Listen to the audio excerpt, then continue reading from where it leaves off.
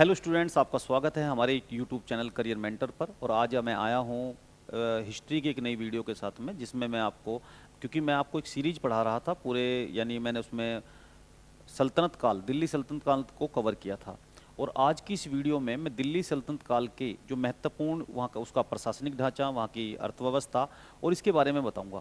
यानी ये जो वीडियो है ये उन सब वीडियो के लिए, यानी अगर वो आपने वीडियो देखी है तो वो सब अधूरी है इस वीडियो के बिना। अगर आप इस वीडियो को देखेंगे तो उसमें आपको बहुत क्लियरिटी आएगी, आपको बहुत कुछ समझ में आएगा दिल्ली सल्तनत के बारे में। आइए, और आपको बहुत जो एग्जाम से आने वाले क्वेश्चन हैं वो भी इस वीडियो में बहुत सारे कवर होंगे। तो ठीक है, हम स्टार्ट करते हैं। तो जैसे ही इसमें क्वेश्चन लिखा हुआ है, दिल्ली सल्तनत काल का प्रशासन, बहुत महत्वपूर्ण है ये कि भाई दिल्ली सल्तनत काल का प्रशासन क्या था। तो उस प्रशासन में वो किस तरह से बटा हुआ था। देखिए, सबसे ऊपर दिल्ली सल्तनत काल में सल्तनत होती थी और उस सल्तनत का जो शासक होता था उसको कहते थे सुल्तान। तो दिल्ली सल्तनत में सबसे ऊपर सल्तनत होती थी और उसके शासक को कहते थे, उसके हेड को कहते थे सुल्तान। तो सुल्तान दिल्ली में रहता था, ठीक है। उसके बाद जो दिल्ली सल्तनत था वो प्रांतों में बटा हुआ था, स्टेट्स में बटा हुआ था। उन स्टेट्स को सूबा या इक्ता कहा जाता था और उसके हेड को इक्तादार या मुक्ति या फिर वली के नाम से पुकारा जाता था। यानी तीनों नाम एक ही है, इक्तादार, मुक्ति या वली, ठीक है। उसके बाद प्रांत से छोटी इकाई थी दिल्ली प्रशासन में, सिख। तो इसका जो हेड होता था वो होता था सिकदार। ये डिस्ट्रिक्ट लेवल था, यानी ये तो नेशनल लेवल है, तो ये स्टेट्स थे और ये थे डिस्ट्रिक्ट। तो ये डिस्ट्रिक्ट होते थे उस समय के डिस्ट्रिक्ट। तो यानी इसका होता था, सिख का हेड होता था सिकदार। उसके नीचे परगना होता था, परगना को आप तहसील मान सकते हो, और उसका हेड होता था आमिल। तो कॉम्पिटिटिव एग्जाम में कई बार गहराई से भी क्वेश्चन पूछे जाते हैं, तो इसका हेड होगा कौन? आमिल, ठीक है। सबसे छोटी इकाई थी प्रशासन की, सबसे जो छोटी इकाई थी वो थी गांव। और गांव का जो हेड होता था वो खुद, चौधरी और मुकद्दम होते थे। तो देखो यहाँ लिख देता हूं मैं, खुद, चौधरी और मुकद्दम, ये गांव के हेड होते थे। तो आपने देखा दिल्ली प्रशासन में किस प्रकार से एडमिनिस्ट्रेशन था और वो कैसे बटा हुआ था। तो खुद, चौधरी और मुकद्दम, तो ये हमने लिख लिया। देखिए, सबसे हेड सल्तनत का है तो सल्तनत का हेड होगा सुल्तान। उसके नीचे प्रांत है तो प्रांत का इक्तादार, मुक्ति या वली। उसके नीचे सिख है तो सिख का हेड होगा सिकदार। उसके नीचे परगना है तो उसका हेड था आमिल। और उसके नीचे तो गांव थे तो गांव के थे खुद, चौधरी या मुकद्दम, वो उसके हेड हुआ करते थे। चलिए ठीक है, हम इसमें, आपने नोट कर लिया होगा। हम नेक्स्ट स्लाइड पर चलते हैं। तो बच्चों, नेक्स्ट स्लाइड पर हम पढ़ रहे हैं दिल्ली सल्तनत काल में प्रमुख पदाधिकारी, कौन कौन से प्रमुख पदाधिकारी थे जो दिल्ली सल्तनत काल में होते थे, और इनसे एग्जाम में क्वेश्चन आता है। तो क्या क्वेश्चन आता है भाई, इनसे एग्जाम में क्वेश्चन पूछे जाते हैं। जैसे ये डिपार्टमेंट से लिखे हुए हैं, ये मिनिस्ट्रीज लिखी हुई है मैंने उस समय की, तो ठीक है। तो दिल्ली सल्तनत काल में सबसे शीर्ष पर था सुल्तान, ठीक है।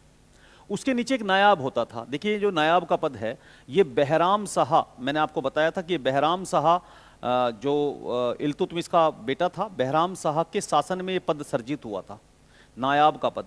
और इस पद को सर्जन करने में तुर्कान चहलगानी का हाथ था। यानी जो तुर्कान चहलगानी थी, 40 अमीरों का गुट, वो चाहता था कि सुल्तान पर अंकुश रहे। तो इसलिए उसने, तुर्कान चहलगानी ने इस पद का सर्जन कराया था। तुर्कान चहलगानी के द्वारा यह पद सर्जित हुआ था। तो इसके द्वारा जो तुर्कान चहलगानी थी, यानी 40 अमीरों का गुट था, वो सुल्तान पर इस पद के द्वारा अंकुश लगाना चाहते थे, ठीक है। तो नायाब का पद, यानी सुल्तान के बाद में जो वरीयता क्रम में दूसरा पद था, तो वो था नायाब का पद, ठीक है जी। उसके बाद बच्चों ये पढ़ते हैं भाई दीवाने विजारत। तो जो मिनिस्ट्रीज थी, कौन कौन से डिपार्टमेंट थे, उसको पढ़ते हैं। तो जो पहला पद है वो है दीवाने विजारत। तो दीवाने विजारत का हेड होता था वजीर, यानी सुल्तान के बाद में फिर वजीर होता था। ये कौन होता था? तो ये होता था फिनांस मिनिस्टर, एफएम, यानी वित्त मंत्री, यानी आज के वित्त मंत्री की भूमिका में था। क्या काम होता था इसका? तो इसका काम होता था उस समय पर सारा जो राजकोष था वो इसके अधीन था। यानी इक्तादारों को भूमि का वितरण करना, उनसे लगान को जमा करना, जो प्रमुख पदाधिकारी थे या सेना थी उनका वेतन देना, ये सब काम दीवाने विजारत के थे। यानी दीवाने, और इसका हेड होता था वजीर हुआ करता था। अब देखिए दीवाने विजारत के नीचे एक दो और अधिकारी कार्य करते थे, यानी तो वो थे मुशरिफ और मुस्तैफी। जो मुशरिफ होता था ये लेखाकार होता था, यानी अकाउंट को देखता था, ये लेखाकार होता था उस समय का। और जो ये अकाउंटेंट होता था उस समय का मुशरिफ। और मुस्तौफी जो था उस समय का लेखा परीक्षक यानी ऑडिटर होता था, लेखा परीक्षक। यानी हम ये कह सकते हैं जो मुशरिफ था वो अकाउंट को मेंटेन करता था, और जो मुस्तौफी था वो अकाउंट का ऑडिट करता था, यानी पाई पाई का हिसाब रखता था, कहीं हिसाब किताब में कोई गड़बड़ी ना हो, इसलिए मुस्तौफी भी एक पद था उस समय का। ठीक है, तो उसके बाद बच्चों नेक्स्ट हम पढ़ते हैं। उसके बाद नया डिपार्टमेंट था, उसके बाद जो नेक्स्ट डिपार्टमेंट था वो दीवाने आरिज। देखिए आरिज जो है ये डिपार्टमेंट आपको पता है, हमने पढ़ा था, सारी वीडियो आपने देख ली होगी, और नहीं देखी तो आप उस वीडियो को देख सकते हो। तो दीवाने आरिज जो था वो बलबन के द्वारा बनाया गया डिपार्टमेंट था। आरिज का जो हेड होता था वो था आरिज मामलिक, आरिज मामलिक और मामलिक। और इसका जो हेड था वो यानी हमने बताया भाई मारिज मामलिक था। और ये एक सैन्य विभाग था, यानी आज की अगर हम बात करें तो ये आज की डिफेंस मिनिस्ट्री थी, यानी डिफेंस मिनिस्टर था आज का। तो भाई डिफेंस मिनिस्टर कौन था उस समय पर, तो उसको कहते थे दीवाने आरिज। और उसके हेड को बोलते थे, डिपार्टमेंट है दीवाने आरिज यानी डिफेंस मिनिस्ट्री, और उसका हेड है आरिज मामलिक।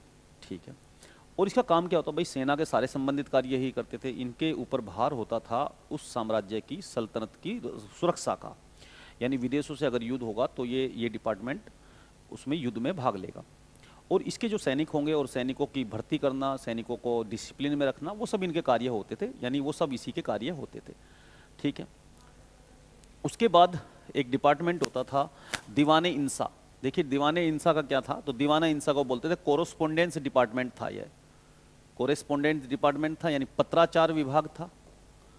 तो इसका काम था दिल्ली सल्तनत के जो दूसरे देशों के साथ में, यानी दूसरे देशों के साथ में कैसे रिलेशन है, उनके लिए पत्र लिखना, उनको पत्र व्यवहार करना, और साथ में जो अपने इक़्तादार है उनको भाई पत्र लिखना, ये सब दीवाने इंसा डिपार्टमेंट का काम था। और इसका जो हेड होता था वो दबीर होता था, दबीर मामलिक। दीवाने इंसा का हेड था दबीर मामलिक। ठीक है जी, ठीक है। पत्राचार विभाग था, पत्र लिखने का काम था, यानी सुल्तान के पत्र लिखना दूसरे देशों के साथ में, यानी हमारे इंटरनेशनल रिलेशन के लिए डिपार्टमेंट जिम्मेदार था। तो फिर हम जो चौथा डिपार्टमेंट पढ़ते हैं जो बहुत इंपॉर्टेंट है, वो भी है दीवाने रिसालत।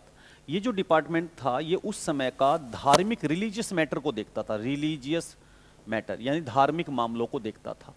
तो ये धार्मिक मामलों का, रिलीजियस अफेयर को देखता था, यानी और धार्मिक मामलों को देखने वाला डिपार्टमेंट था।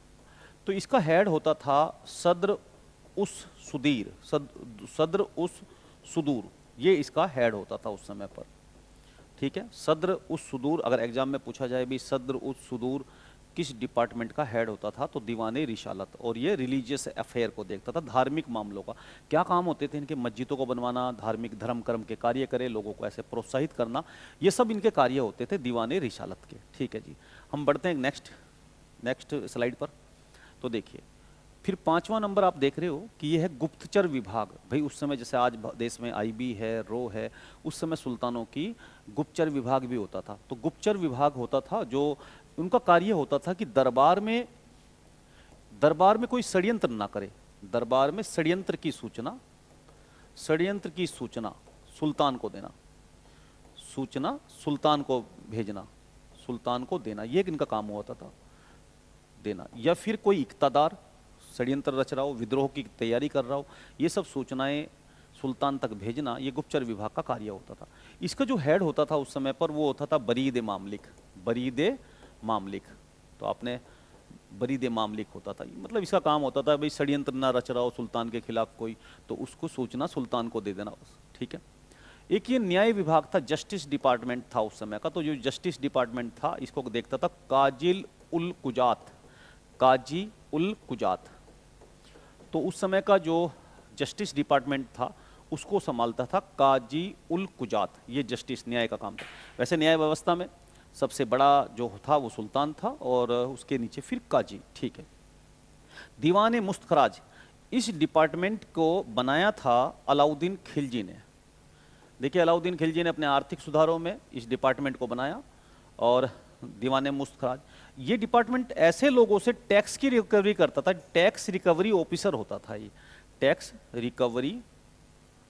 रिकवरी ऑफिसर, ये रिकवरी ऑफिसर होता था जो ऐसे लोगों से टैक्स वसूलता था जो बकाया नहीं देते, बकाया राशि नहीं देते हैं, उन पर हमारी लोन चल रहा है यार, वो इन पर उन्होंने पे लगान बकाया है और वो लोग नहीं दे रहे हैं, तो ऐसे लोगों से टैक्स वसूलने के लिए अलाउद्दीन खिलजी ने एक नया डिपार्टमेंट बनाया था, दीवाने मुस्तखराज। तो ये डिपार्टमेंट बनाया गया अलाउद्दीन खिलजी के द्वारा। ये टैक्स रिकवरी ऑफिसर था जो पैसे नहीं देता था, आउट स्टैंडिंग डिमांड जिन पर खड़ी रहती थी और वो पेमेंट नहीं करते थे, लगान नहीं दे पा रहे थे, उनसे ज़बरदस्ती बकाया वसूल करने का काम था दीवाने मुस्तखराज का। ठीक है, उसके बाद देखिए हम 8 नंबर पर देखते हैं, तो दीवाने रियासत ये डिपार्टमेंट था। इस डिपार्टमेंट को बनाया था अलाउद्दीन खिलजी ने। देखो इस डिपार्टमेंट को किसने बनाया था, तो अगर बच्चों ये क्वेश्चन पूछा जाए तो इसको बनाया था अलाउद्दीन खिलजी ने। क्या काम था इसका उस समय पर, तो इसका काम था बाजार पर नियंत्रण रखना। अब बताइए क्वेश्चन आएगा तो, बाजार पर नियंत्रण रखना। तो अलाउद्दीन खिलजी ने बाजार को कंट्रोल करने के लिए कौन से डिपार्टमेंट का सृजन किया था, कौन सा डिपार्टमेंट उसने बनाया था, तो वो था दीवाने रियासत। ठीक है, नेक्स्ट क्वेश्चन है, दीवाने अमीर को ही विभाग की स्थापना किसने की थी। देखिए दीवाने अमीर को ही विभाग भी सल्तनत काल का एक विभाग था और ये बनाया था एमबीटी ने, यानी मोहम्मद बिन तुगलक ने, एमबीटी ने। तो ये कृषि विभाग था। इसका काम था ऐसी भूमि को कृषि योग्य बनाना जिस पर जो उपजाऊ ना हो, यानी बंजर भूमि हो, तो बंजर भूमि को उपजाऊ भूमि में बदलना इसका कार्य था। ठीक है, दीवाने अमीर को ही मोहम्मद बिन तुगलक के द्वारा बनाया गया डिपार्टमेंट था। फिर ये दीवाने बंदगान, दीवाने इश्तियाक, दीवाने खैरात, ये तीनों डिपार्टमेंट बनाए थे एफएसटी ने, यानी फिरोज शाह तुगलक ने, फिरोज शाह तुगलक ने बनाए थे। बंदगान किसके लिए भाई, ये था दासों के लिए, दासों के वेलफेयर के लिए, दासों के कल्याण के लिए बनाया था ये।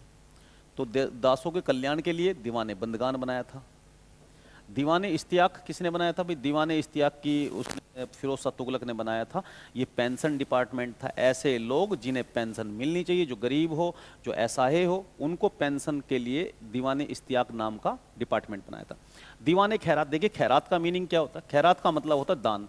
ऐसे लोग जो दान के पात्र है, जिनको दान मिलना चाहिए, जिनको राजकीय शासकीय सुविधाएं मिलनी चाहिए, उनको शासकीय सुविधाएं देने के लिए फिरोज शाह तुगलक ने दीवाने खैरात नाम का डिपार्टमेंट बनाया था। और ये जो फिरोज शाह तुगलक की परोपकारिता की नीति थी, जो कल्याण की, जन कल्याण की नीति थी, ये उसके लिए फिर गलत साबित हुई, इस पर उसने प्रतिकूल प्रभाव डाला। क्यों, क्योंकि बाद में चलकर ये हुआ कि उसके राजकोष पर उसका प्रतिकूल प्रभाव पड़ा, राजकोष खाली हो गया और उसकी अर्थव्यवस्था चरमरा गई। और इससे फिर क्या हुआ, सल्तनत का जो आर्थिक ढांचा था वो कमजोर हुआ और उससे सल्तनत कमजोरी की ओर बढ़ी, पतन की ओर बढ़ी। ठीक है जी, तो आप याद कर लेना, दीवाने बंदगान, दीवाने इश्तियाक, दीवाने खैरात। बंदगान दासों के लिए, बंदियों के लिए, इश्तियाक पेंशन के लिए और खैरात दान के लिए था। अमीर को ही कृषि विभाग था और रियासत बाजार पर नियंत्रण के लिए था। मुस्तखराज ऐसे लोग जो बकाया नहीं देते, टैक्स जिन पर बकाया है, उनके लिए दीवाने मुस्तखराज अलाउद्दीन खिलजी ने बनाया था। जस्टिस करता था काजी और गुप्तचर विभाग का हेड था वरीद मामलिक। ठीक है, तो हमने इस पे स्लाइड पर पढ़ा और अब हम नेक्स्ट स्लाइड पर चलते हैं। तो अमीर हाजिब, ये भी एक महत्वपूर्ण पद था और जिसमें सुल्तान में ये जो पद था अमीर हाजिब, ये दरबारी कार्यवाही के लिए था। दरबारी कार्यवाही को नियंत्रित करने वाला पद था अमीर हाजिब, बहुत महत्वपूर्ण था। सर जानदार का जो पद हुआ करता था, ये था अंगरक्षकों का प्रधान। अंगरक्षकों का प्रधान, सल्तनत काल में अंगरक्षकों के प्रधान को क्या कहते थे, तो सर जानदार। ठीक है जी, हमने ही पढ़ा। ठीक, अमीर आखुर था घोड़े विभाग का अध्यक्ष, घोड़े विभाग का अध्यक्ष। तो घोड़े विभाग के अध्यक्ष था अमीर आखुर। अमीर आखुर का पद घोड़े विभाग का अध्यक्ष था। ठीक है, अब हम बात करते हैं कि सल्तनत काल में भूमि के प्रकार, कितने प्रकार की भूमि सल्तनत काल में हुआ करती थी। तो देखो, अगर हम सल्तनत काल की भूमि के प्रकारों की बात करें तो उसमें इनाम भूमि हुआ करती थी। देखो, इनाम भूमि उस भूमि को कहते थे जो लोगों को इनाम में दी गई थी, इसे मिल्क या वक्फ भूमि भी कहते थे, मिल्क या वक्फ भूमि। तो ऐसी भूमि को हम इनाम भूमि कहते थे। और ये कर से मुक्त थी, यानी दान में दी गई थी भूमि। जो दान में या इनाम में भूमि दी जाए, इनाम में, उसे इनाम भूमि कहते थे। तो ऐसी भूमि को ये कर मुक्त भूमि होती थी, यानी इससे राज्य को, यानी इससे सुल्तान के राजकोष में कोई पैसा नहीं आता था। तो ये एक ऐसी भूमि थी जो उसे जो सुल्तान, जो राज्य की ओर से दान में दी गई थी। और इससे क्योंकि राज्य की आय नहीं थी, तो सुल्तान ये चाहता था कि ऐसी भूमि जो है वो उसके लिए खराब थी। तो अलाउद्दीन खिलजी ने यही किया। अलाउद्दीन खिलजी ने अपनी राज्य की आय को बढ़ाने के लिए इनाम में दी गई भूमि को, उसने कहा कि अब किसी को भी इनाम में भूमि नहीं दी जाएगी, और इनाम में भूमि दी गई भूमि को जब्त कर लिया था। तो किसने जब्त किया था? अलाउद्दीन खिलजी ने। तो इस भूमि को उसने क्या किया, अब देखिए, एक होती थी खालसा भूमि।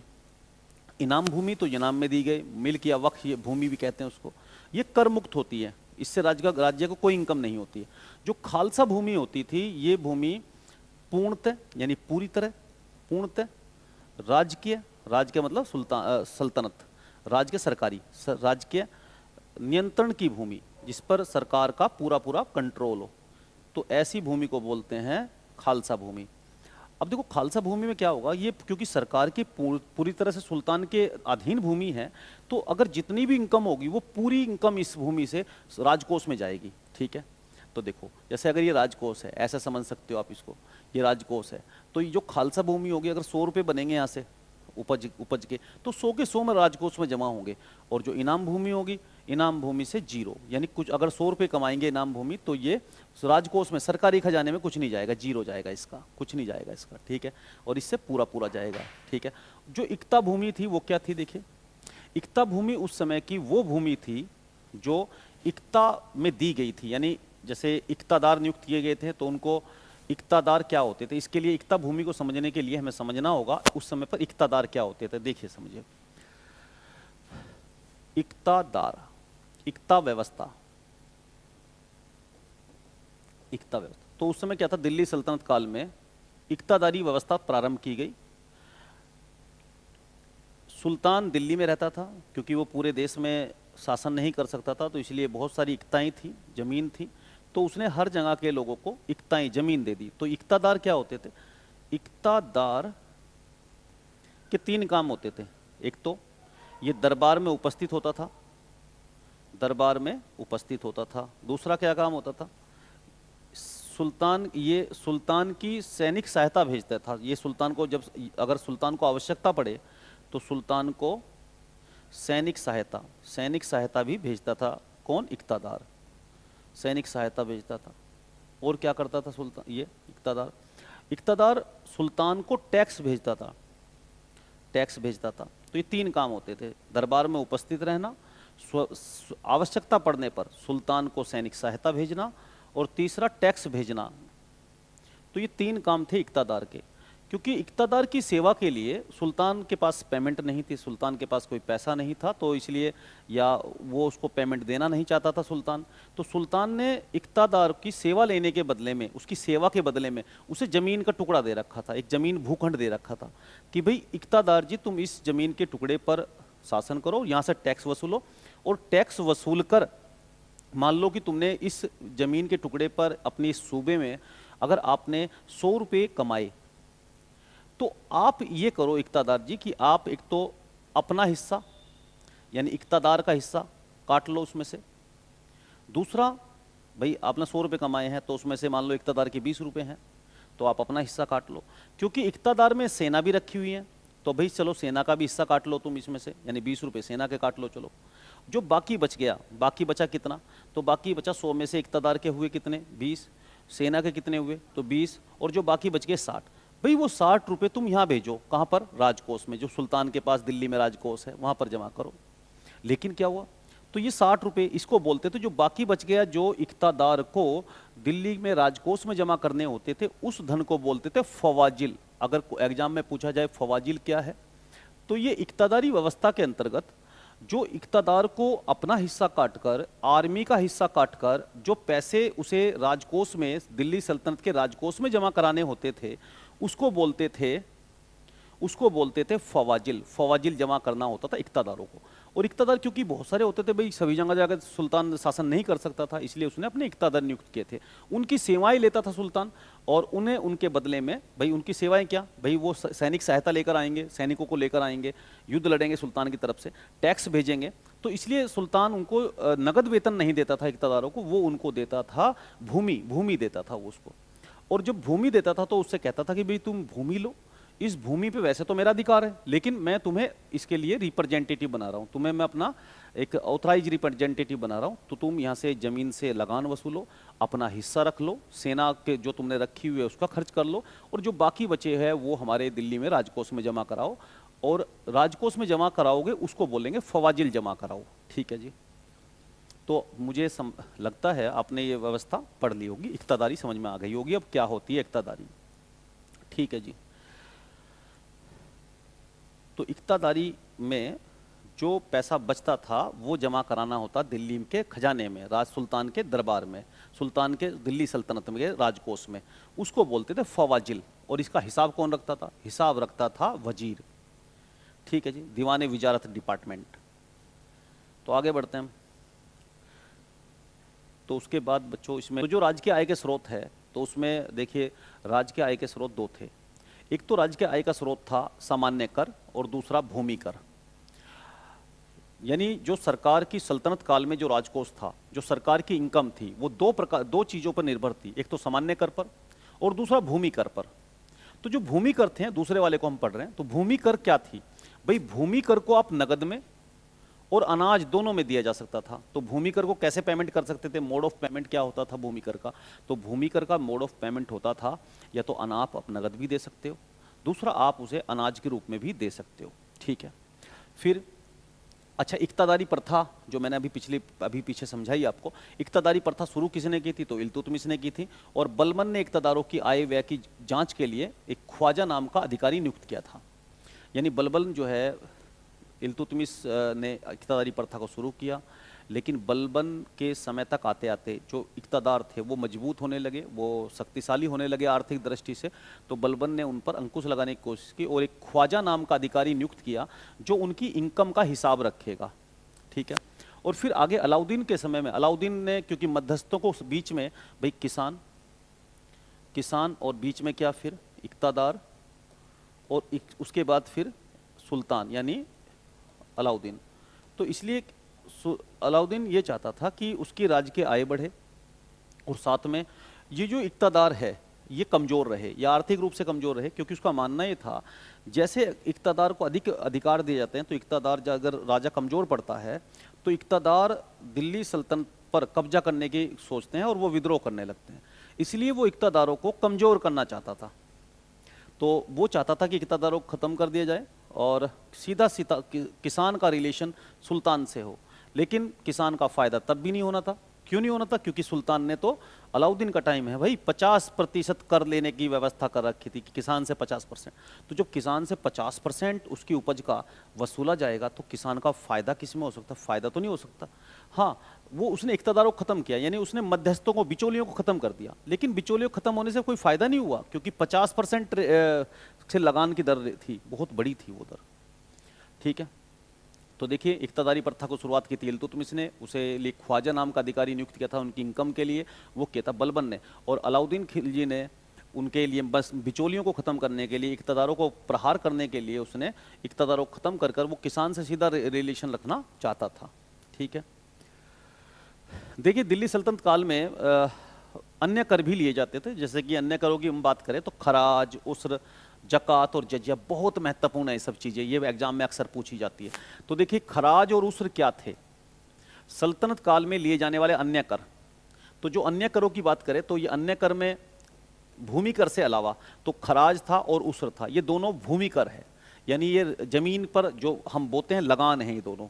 लेकिन जो खराज है वो गैर मुसलमानों से लिया जाता है, यानी हिंदुओं से, पारसियों से, जैनियों से लिया जाता है। तो गैर मुसलमान है क्योंकि इस समय दिल्ली सल्तनत है और वो इस्लामिक स्टेट है, इस्लामिक स्टेट। तो उसमें अगर कोई हिंदू या दूसरा जैनी कोई रहता है तो उन लोगों को उस समय वहाँ पर रहने का टैक्स देना होगा।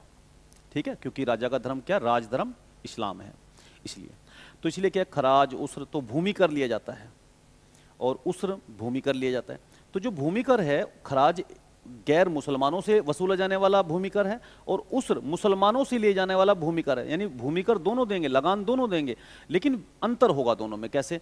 देखिए, खराज गैर मुसलमान देंगे, उसर मुसलमान देंगे, लेकिन जो खराज देंगे भूमि कर, जो खराज देंगे वो 50% होगा।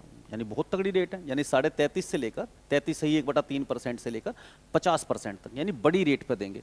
जो गैर मुसलमान होंगे वो लोग, लगान की दर उनके लिए ऊंची होगी। कितनी होगी? वो होगी 1/3।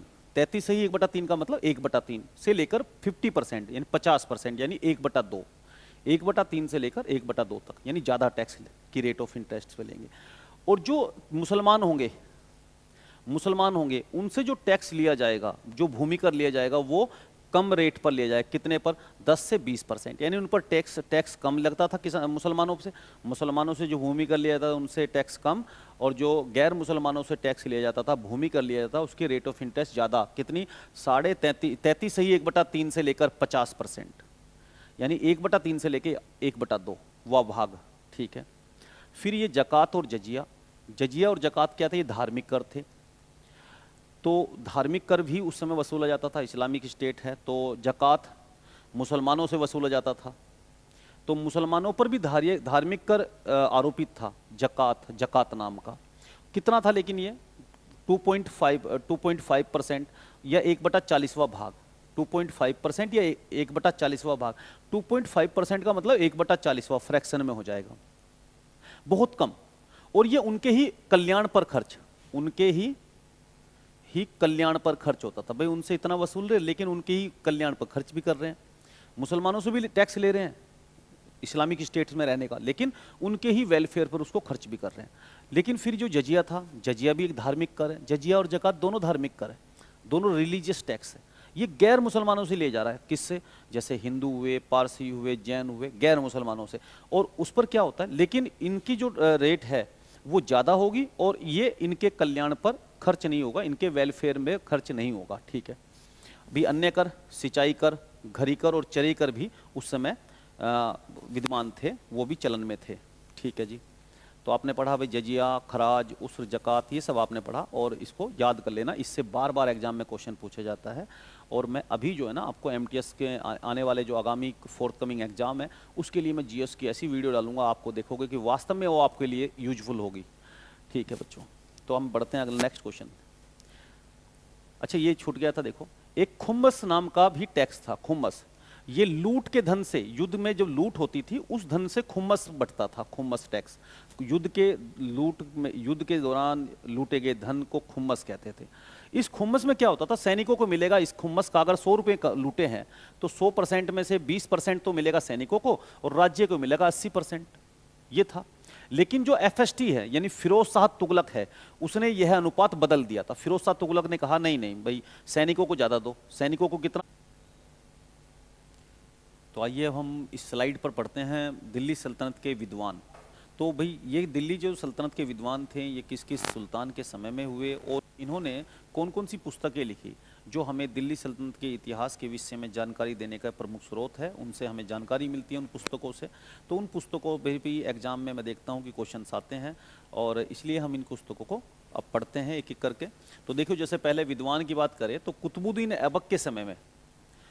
ऐबक के समय में हसन निजामी नाम का एक विद्वान था जो कुतुबुद्दीन ऐबक के दरबार में रहता था, और उसने पुस्तक लिखी थी ताजुल मासिरी नाम की पुस्तक किसने लिखी थी? तो हसन निजामी ने। तो आप इसको नोट कर लेना।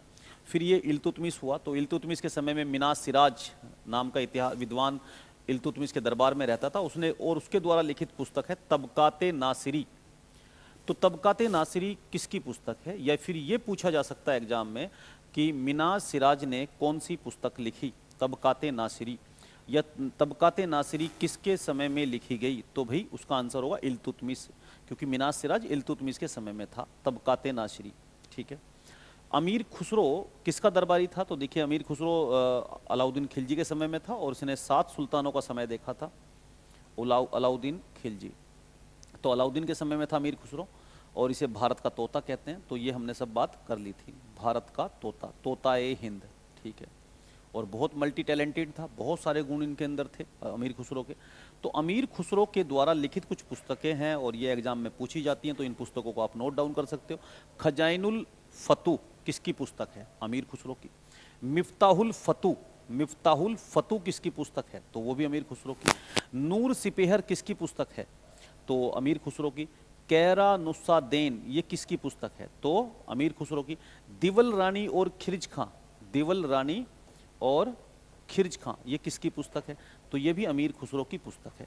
तो अमीर खुसरो की पुस्तक भी एग्जाम में बार बार पूछी जाती है, तो इसको भी आपको याद कर लेना चाहिए। ठीक है। बर्नी इतिहासकार हुए हैं और फिरोज शाह, ये एमबीटी के समय में, मोहम्मद बिन तुगलक के समय में, और इन्होंने एक पुस्तक लिखी है तारीख फिरोज शाही। तो जो तारीख फिरोज शाही पुस्तक है वो किसकी है? तो बर्नी की है। और फतवा ए जहांदारी, फतवा ए जहांदारी ये दो पुस्तकें लिखी है बर्नी ने, फतवा ए जहांदारी और तारीख फिरोज शाही। तो इन दोनों पुस्तकों को भी आपको याद कर लेना चाहिए। सम सिराज अफीक की पुस्तक तारीख फिरोज शाही। अब देखिए तारीख, आप कंफ्यूज ना होना कि तारीख फिरोज शाही दो लोगों ने लिखी है, तो बर्नी ने भी लिखी है तारीख फिरोज शाही, और सम सिराज अफीक ने भी लिखी है तारीख फिरोज शाही। तो दोनों को आप याद कर लेना। फिर फिरोज शाह तुगलक हुआ है, तो फिरोज शाह तुगलक के समय में फतवाते फिरोज शाही नाम की पुस्तक। देखिए जो फिरोज शाह तुगलक है उसने अपनी आत्मकथा लिखी थी, अपना बायोग्राफी लिखी थी, आत्मकथा अपनी बायोग्राफी लिखी थी फतवातु फिरोज शाही ने। तो जो फिरोज शाह तुगलक ने अपनी आत्मकथा लिखी थी उसका नाम था फतवाते फिरोज शाही। ये भी एग्जाम में बहुत पूछी जाती है कि दिल्ली सल्तनत का वो कौन सा सुल्तान था जिसने अपनी आत्मकथा लिखी। ठीक है जी। तो आप ये जो बुकें हैं इनको आप नोट डाउन कर सकते हो, ये पेपर में बहुत आती है।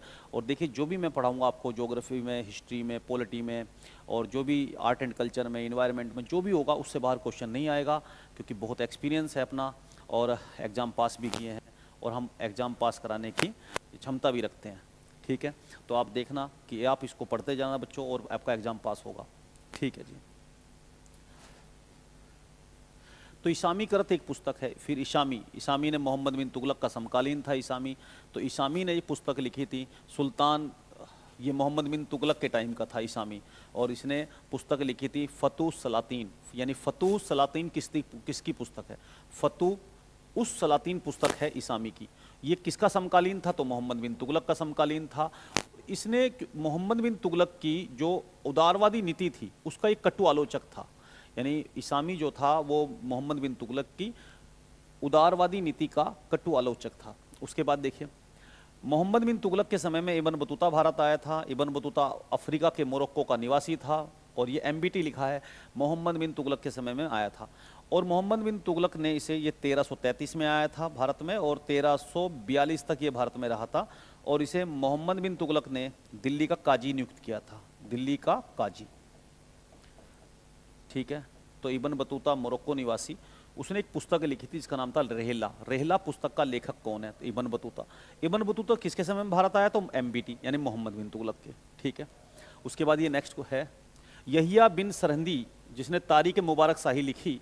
ये किसका किसके दरबारी था? तो आप मेरे को बताना चाहता हूँ मैं, ये था मुबारक शाह का दरबारी, मुबारक शाह। और ये मुबारक शाह कौन था? तो मुबारक शाह था सैयद वंश का शासक, सैयद वंश। तो सैयद वंश का शासक था और इसने शासन किया था 1421 से लेकर 1434 तक। तो इस टाइम में सैयद वंश में मुबारक शाह था। मुबारक शाह ने पुस्तक लिखी थी तारीख मुबारक शाही। कौन सी पुस्तक लिखी थी? तारीख मुबारक शाही। और ये सैयद वंश का इतिहास जानने की एक प्रसिद्ध बुक है, इससे सैयद वंश के इतिहास का पता लगता है हमें। तो ये यहिया बिन सरहंदी ने लिखी थी और वो रहता था मुबारक शाह के दरबार में। ठीक है। तो बच्चों हमने देखा कि हमने एक एक करके ये जो पुस्तकें की, हमने प्रशासन का देखा, हमने अर्थव्यवस्था का देखा, हमने टैक्स सिस्टम को देखा। तो इनसे एग्जाम में क्वेश्चन आते हैं। और अब मैंने इसके साथ ही मैंने दिल्ली सल्तनत को पूरा कवर करा दिया है और मैं मुगल काल की ओर बढ़ूंगा, उस पर मैं सीरीज लाऊंगा पूरी। ठीक है जी। धन्यवाद। आज की इस वीडियो में इतना ही।